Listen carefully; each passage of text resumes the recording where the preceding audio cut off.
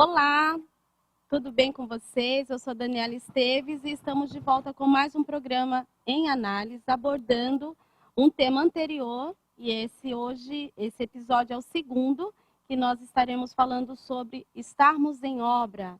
Estamos em obra, porém não estamos acabados.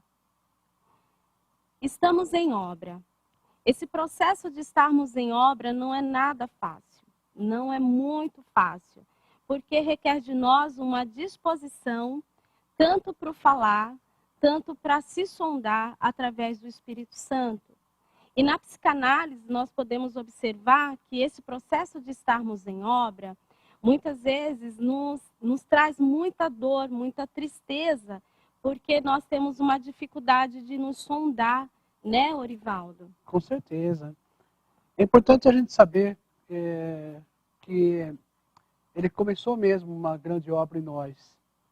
E por que existe essa obra, né?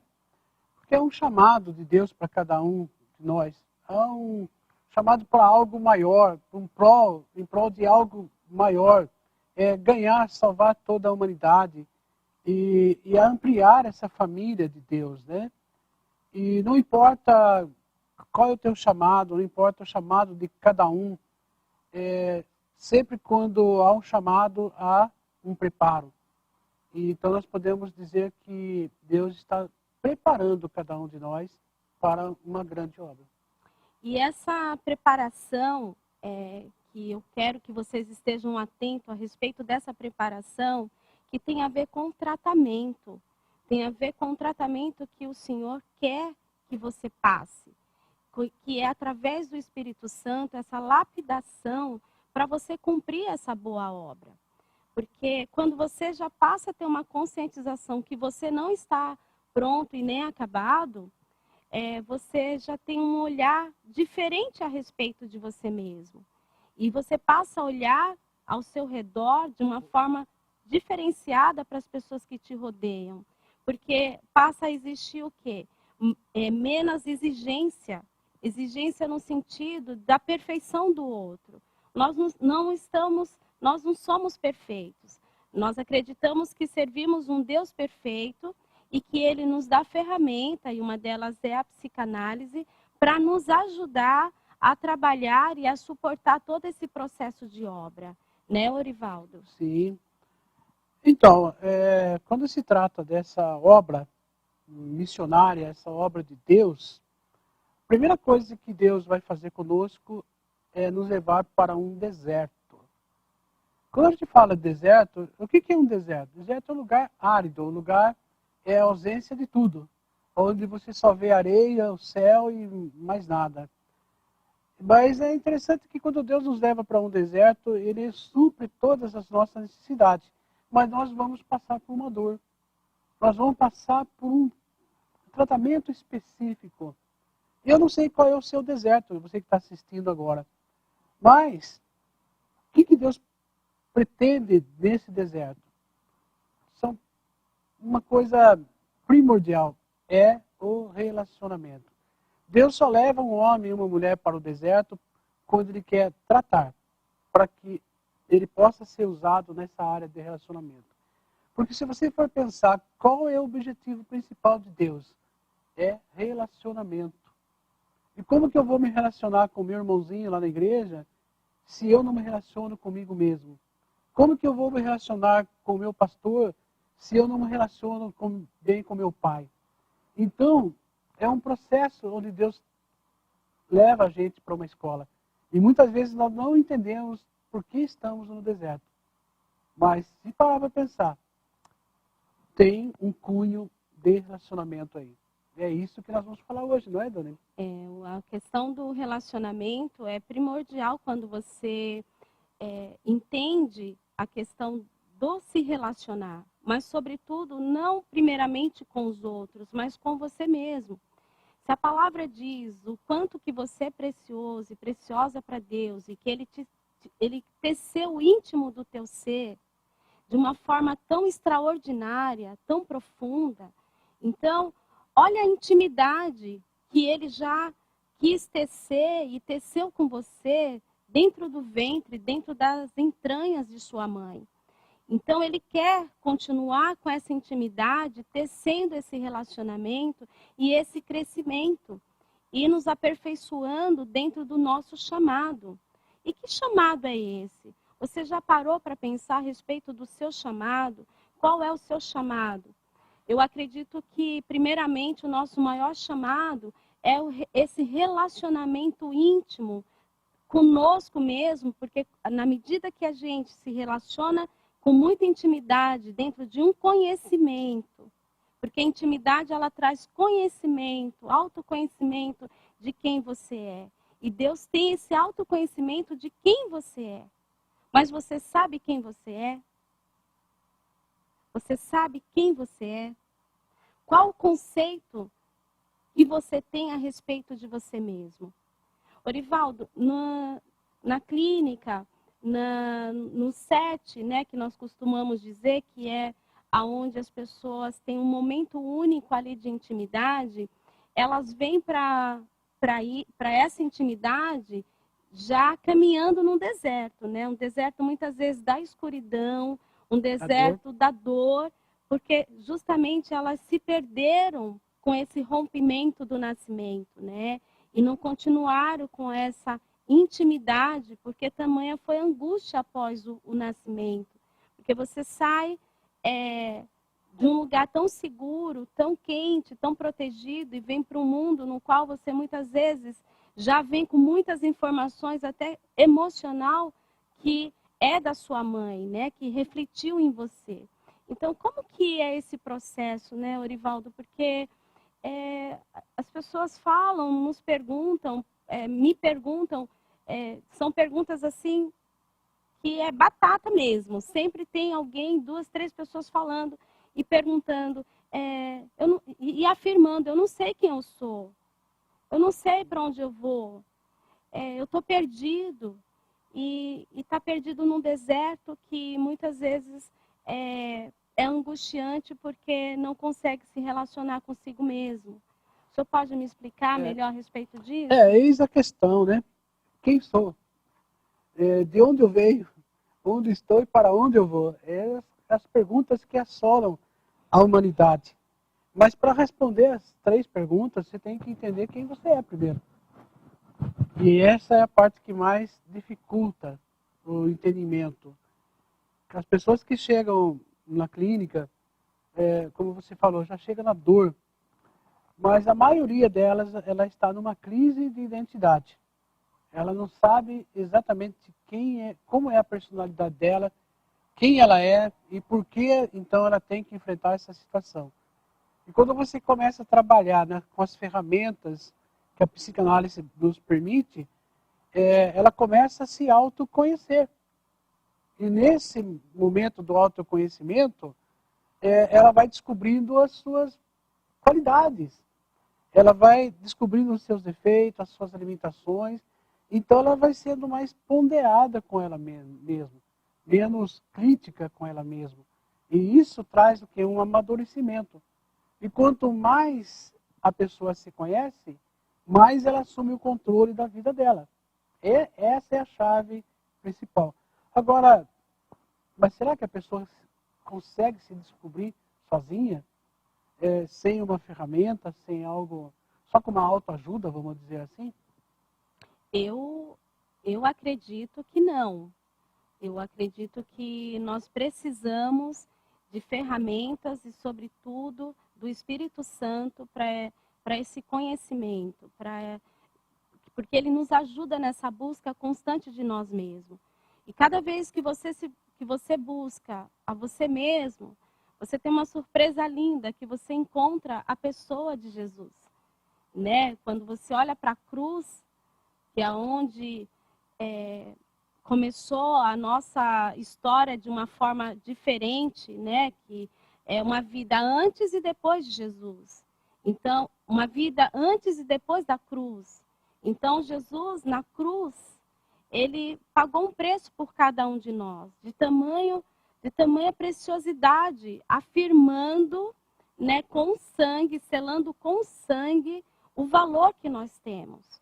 Então, quando você passa a ter essa compreensão de você dentro da questão da sua identidade, que não importa no sentido, não é que não importa o que aconteceu no passado, não importa o que aconteceu horas atrás, não é a questão que não importa, importa, considere, mas que você veja isso como um deserto, uma escola, para você concluir a boa obra, permitindo que Ele conclua essa boa obra em você, através do Espírito Santo. Então, respondendo a sua pergunta, Orivaldo, eu acredito que sozinhos nós não conseguimos, nós precisamos de ferramentas, e é por isso que nós estamos aqui abordando esse tema. E completando o que você está dizendo, Daniela, é muito importante deixar esclarecer que o Espírito Santo, indo pelo lado espiritual, ele é doce e é educado. Ele é uma pessoa que só vai entrar onde você permitir.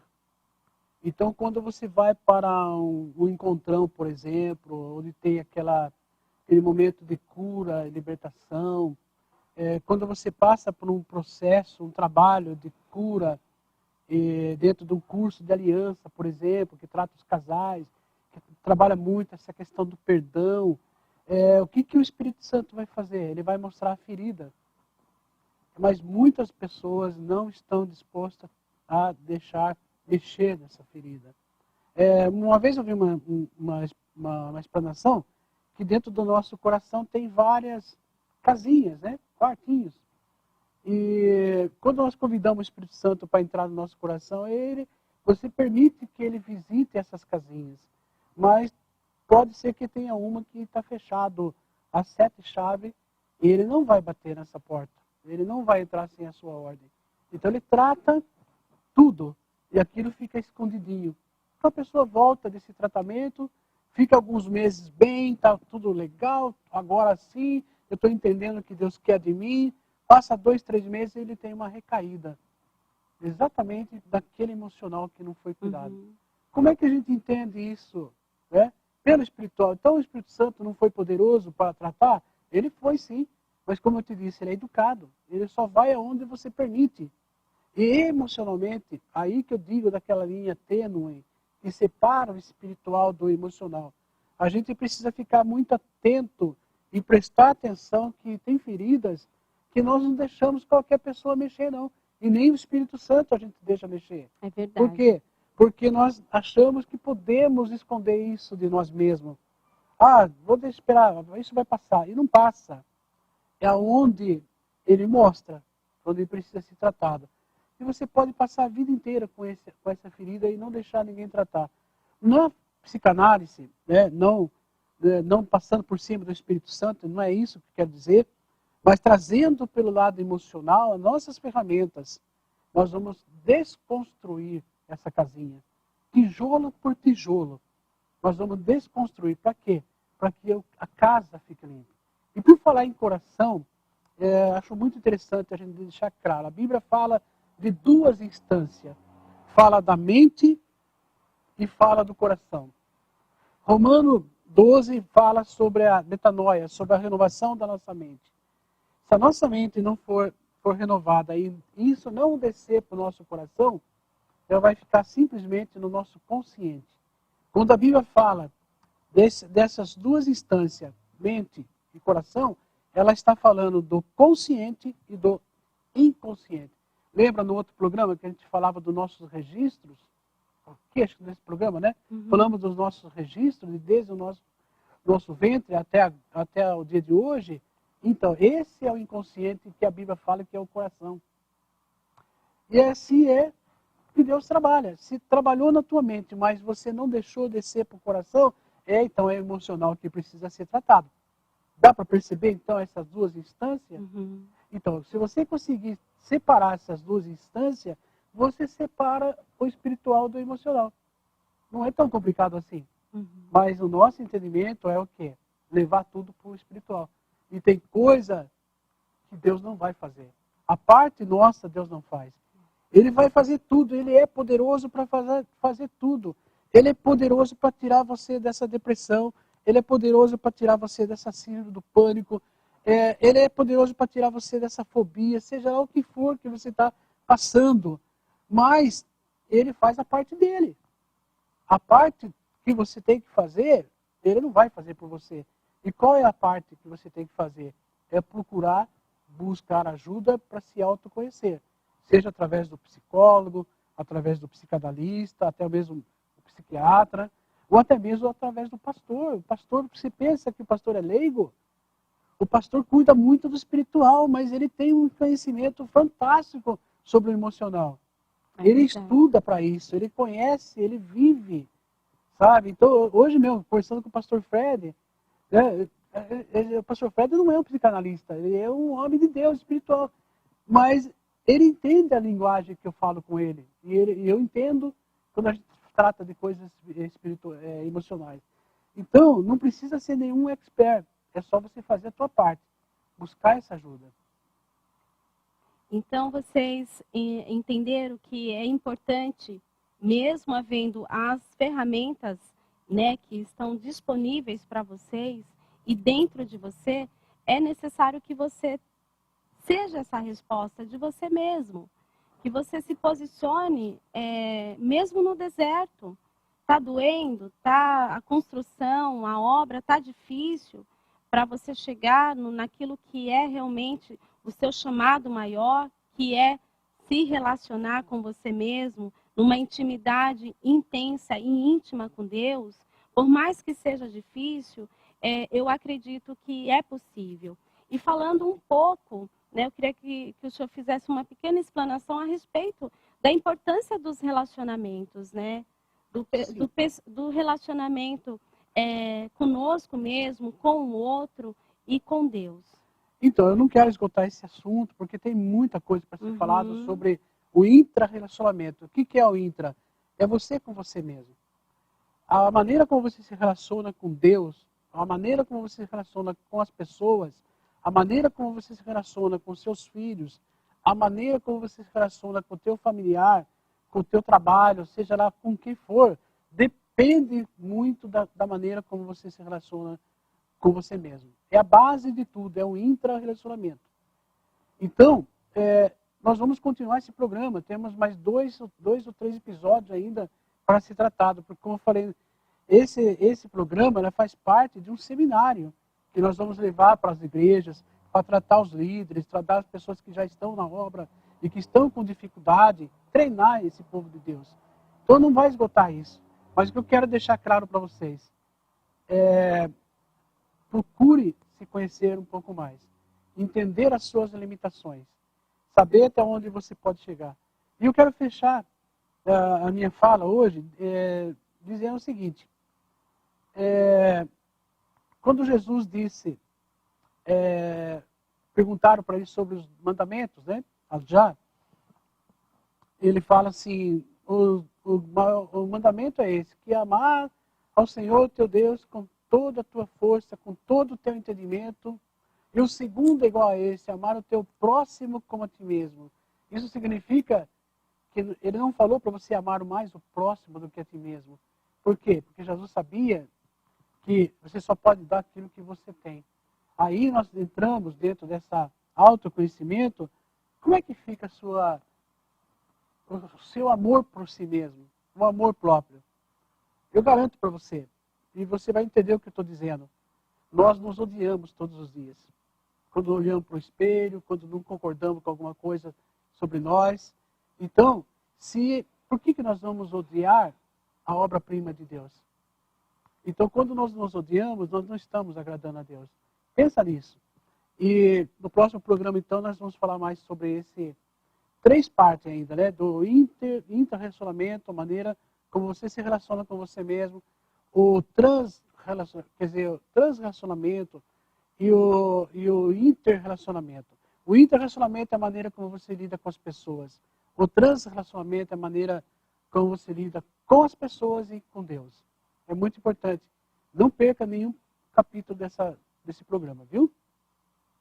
Obrigada, Arivaldo. Muito obrigado por mais uma vez estar nos ajudando, trazendo informação. E que bacana, nós podemos estarmos falando e abordando esse tema tão precioso, que as pessoas muitas vezes não conseguem parar para refletir quem elas são. Porque quando elas começam a pensar sobre elas, é aquilo que o senhor falou, elas começam a ter um sentimento, né, negativo de si mesmo. Então, muito obrigado, quero terminar aqui agradecendo a vocês, né, mais uma vez.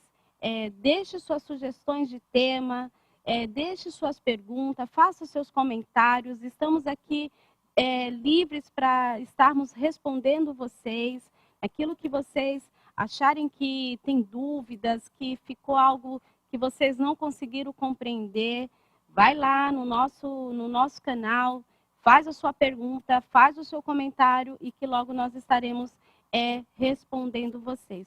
Muito obrigado mais uma vez por todos os seguidores, por todos aqueles que estão nos seguindo. Muito obrigado pelo apoio e fiquem com Deus.